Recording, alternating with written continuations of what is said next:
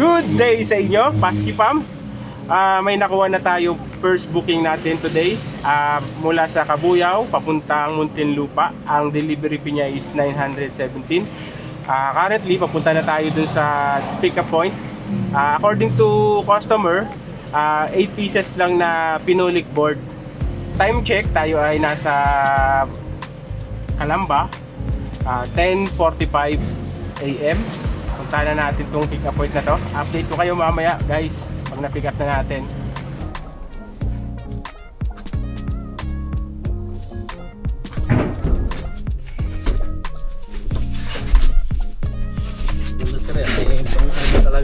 Oo, ginawa ko talaga yan para dyan. Pantay sa ano? Para pantay. Oo. Para tulak-tulak na lang. Tinanggal ko kasi yung isang upuan eh.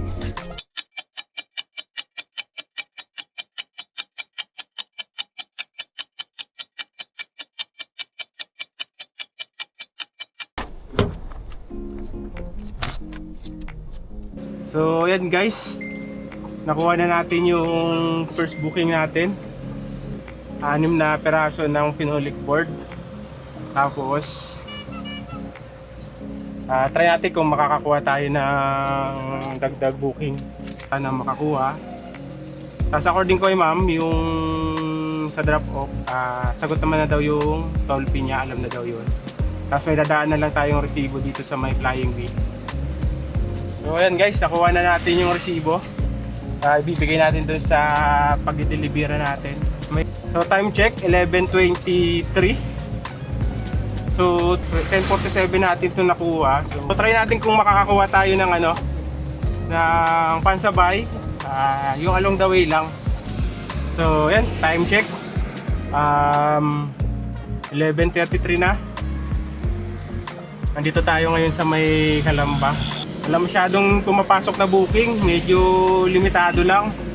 Kaya kung wala tayong makukuha within 30 minutes, babiyahin na natin to papunta ng Muntinlupa.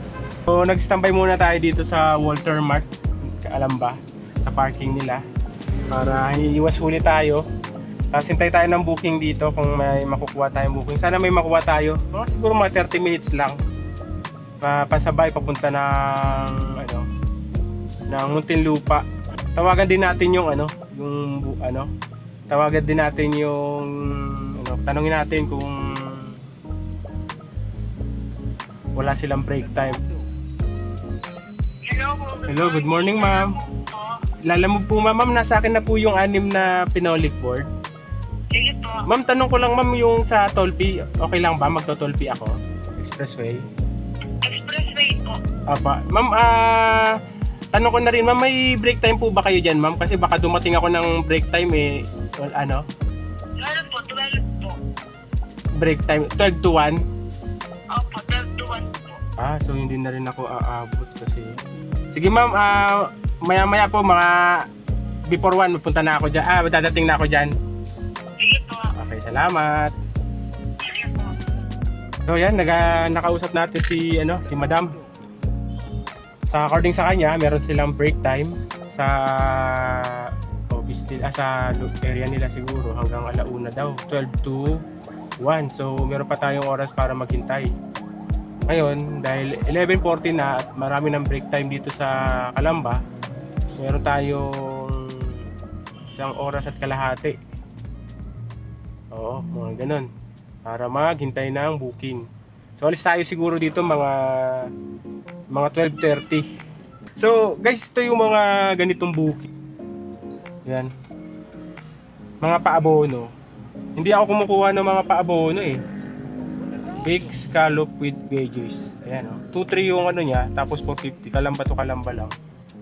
So, bilang newbie na delivery driver ni Lalamove, marami kasi ako napapanood ng mga vlogger, makikita mga post na na about sa mga nai-scam. Mostly sa kanila is yung mga newbie ang nai-scam. Yung problema kasi sa hirap kasi makakuha ng booking, lalo na sa isang lugar na kukunti lang yung mga booking, tapos pili lang yung mga yung mga dumadating na booking is natitempt sila na na kumuha nung Ngayon nung nagsimula na ako magbiyahe kay Lalamove, hindi talaga ako kumukuha ng mga paabono na guys. Marami namang pwede kang makuha na hindi paabono eh. Ang katuwiran ko, pag may mga nakikita akong paabono, kahit maganda yung offer, yung may plus 2,000. Yung mga booking kasi ng mga scammer, yung may mga paabono, meron silang mga tip na 2,000, 1,000, ganyan. Plus 1,000, plus 2,000. So, nakaka-attempt talaga yon sa isang baguhan na mga newbie na hindi nila alam yung mga kalakaran. So, good thing nung bago ako mag-decide na magbiyahe sa Lalamove is ang dami ko pinanood na vlog. Marami akong binasang mga posts galing sa mga group ng Lalamove na nag-share sila ng mga experience nila na scam sila, ganun. So, yun na rin yung nag-trigger sa akin na wag na kumuha ng mga paabono. Kahit legit man yan o hindi legit, hindi ko kukuhain yan. Kasi kung ikaw ay isang newbie o matagal ng driver ni Lalamove, lalo na sa mga matatagal na driver, isipin mo magpapaabono sila. Usong-uso na ngayon yung mga money transfer, gaya ng Maya, Paymaya, GCash, 'di ba, bank transfer. So, ano pang sense nung paabono kung talagang magbabayad naman sila is hindi na lang nila i-GCash dun sa kausap nila, 'di ba? So, sa mga newbie dyan na katulad ko, lalo sa mga natitempt na kumuha ng scam na booking, huwag nyo na lang kunin kasi ganito yan eh. Isipin nyo i-mindset nyo na, itatak nyo na lang sa isip nyo na kung sila nagpapaabono, tapos tayo yung magbabayad doon, tapos ipupunta din tayo sa 7-Eleven para mag-send ng payment. Kung ikaw, isipin mo, magpapaabono sila, tayo yung magbabayad. Kasi ganito nangyayari dyan eh. Pagka-accept mo ng booking nila, tatawag ka, kakausapin ka nila. Sir, ganito ganyan, pupunta ka sa 7-Eleven. Sisindan ka ng code o kaya nung QR code. Tapos, siyempre, pupunta ka sa 7-Eleven, dun mo na ipaprocess yung ganito ganyan, na-process mo na, isasend mo na sa kanila yung picture ng resibo mo na nasend mo na. So, ganun din eh. Kung isipin ninyo, bakit ka nga ba mag-aabono pa? Pwede naman nilang i-GCash kung talagang legit yun. Kung legit talaga yung kausap nila o legit sila. Di ba? Di bakit na lang hindi nila i-GCash sa i-GCash sa kausap nila. Ngayon, kung sakali man na talagang, siyempre, isipin mo bakit nga ba naman babayaran, di ba? So, i-GCash na lang nila guys. Kaya advice ko sa mga kagaya kong newbie na driver, di bali nang hindi kayo makakuha ng booking na yung hindi fake booking. Basta, safe kayo. Safe yung pera ninyo. Hindi biro ang halimbawa, kagaya ngayon, ito, 2,300 paabono. Ang bibilhin ay yung scallop ba yun? Veggies. 2-3 yun guys. Isang araw mo ng biyahe yun o 2 araw mo ng biyahe kikitain mo. Hindi siya sulit na kuhain o para ma-scam ka. Sa mga newbie kong katulad dyan na delivery driver, huwag na lang kayong kumuha ng kahit anong booking dyan na merong abono. Kasi bandang huli kayo din yung magkakaproblema. Kaya ako, ang katuwiran ko talaga, hindi talaga ako kuha ng booking na may paabono. Kasi pwede naman ako kumuha ng booking na walang paabono eh. Di bali nang mahirapan ako maghintay para makakuha ng regular na booking na talagang may magbabayad, kaysa naman kukuha ako ng booking na may paabono tapos scam. So, ayun guys, kagaya ng kwento ko kanina, mga booking kasi ganyan yan, yung mga paabono. Hindi yan mga dami lang yung account niyan. So, ang dali kasi makagawa ng account kay Lalamove eh.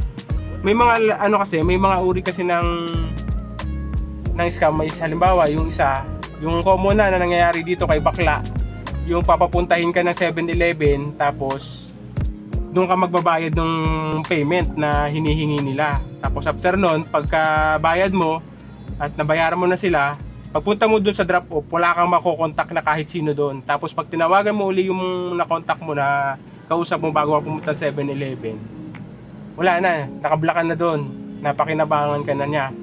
So, ang magandang gawin guys, pag kayo ay kukuha ng abono ha, kung hindi man may iwasan, number 1 rule is dun sa mismong bahay or sa tindahan or talagang para ma-legit check nyo yung booking na legit talaga yung abono kasi bahay yung pinuntahan nyo.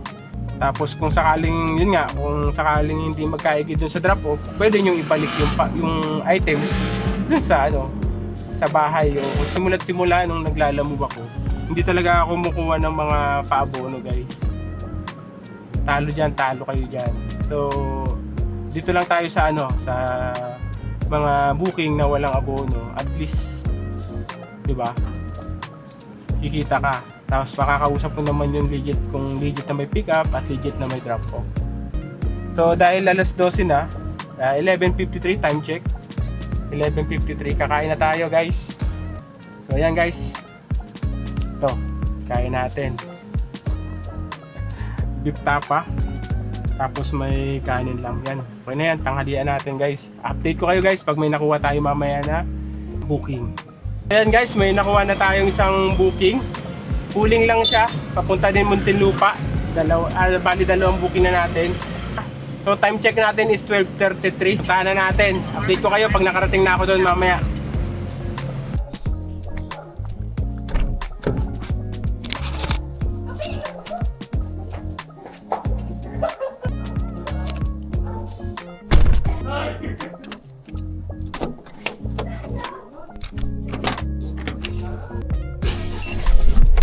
Oh, nakuha ko na yung pangalawang booking natin, which is yan. Yung dalawang bracket lang ng aircon. Tapos ang niya is Calamba to Muntinlupa. So dalawang booking yung nakuha natin guys, magkalapit lang Muntinlupa. Sabay Pilimbes. So yun, diretso na tayo doon guys ngayon. Tapos ang fee nito is yung unang booking natin is 917 plus shipping fee, plus toll fee. Tapos ito, binayaran na nila madam yung toll fee sa 706 lang siya. Tapos plus yung toll fee. Time check natin is 1:03 ng hapon. Siguro dadating tayo dun is 1:40 siguro, mga ganun. Pag-expressway tayo guys kasi may bayad naman na expressway natin. Very good. So, yan guys.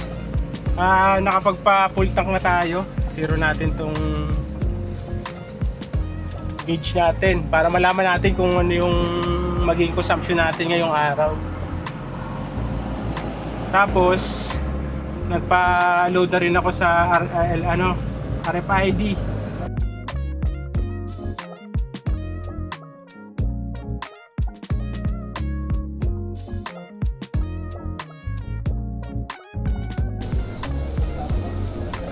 Bakit kayo sabihin ko? Sir, kung ano, hindi mo lang kung Dito nga, nag-drop off na natin yung second booking natin dito sa Muntinlupa, malapit sa Pilimbes. Hello ma'am, lala mo po. Ma'am, nandito na po ako sa may gate ng Rizal Village. Salamat po ako. Saan kayo banda ma'am? Sa may lang po kami. Sa may guard lang. Okay po, sige po.